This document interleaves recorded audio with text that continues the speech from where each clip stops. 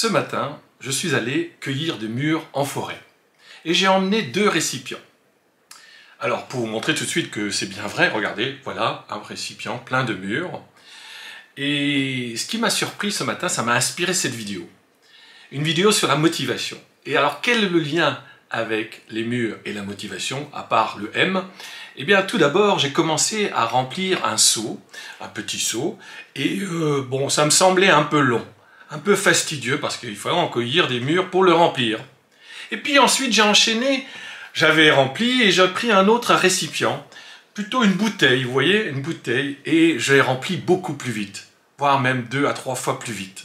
J'étais beaucoup plus motivé et pourtant ça faisait un moment que je cueillais des mûres. Et alors c'est là que je me suis rendu compte que en fait, qu'est-ce qui me motivait? Ce qui me motivait, c'est parce que je voyais la progression dans cette bouteille plus rapidement que dans mon seau.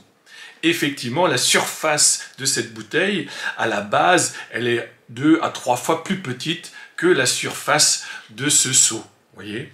Et c'est cette sensation de progression qui m'a motivé. En réalité, j'allais pas plus vite que quand je cueillais avec le seau.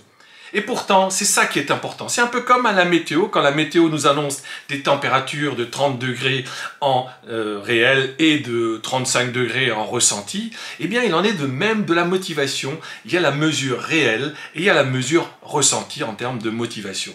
Donc l'astuce, quoi que vous fassiez, c'est de trouver un indicateur ou un découpage de votre travail de telle manière à ce que votre ressenti de motivation soit le plus élevé possible. C'est un peu ce qui se passe chez Disney. Quand vous faites la queue pour les attractions, vous avez peut-être déjà constaté cela, c'est que la queue est immense à l'extérieur et pourtant vous avancez. Le simple fait d'avoir cette sensation d'avancer dans la queue, et même sachant qu'à l'intérieur il y en avait une autre qui continuait, ou la queue continuait à l'intérieur, et ben ça vous donnait cette sensation de progression, et donc le ressenti du temps d'attente était beaucoup plus faible. Alors qu'en réalité c'est souvent une demi-heure, 3/4 d'heure, voire 1 heure. Et il en est de même pour la motivation. Donc, toute la difficulté pour la motivation, quoi que vous fassiez, quel que soit votre objectif, c'est déjà le découper en sous-objectifs et de trouver un indicateur de mesure qui vous donne cette sensation que vous progressez.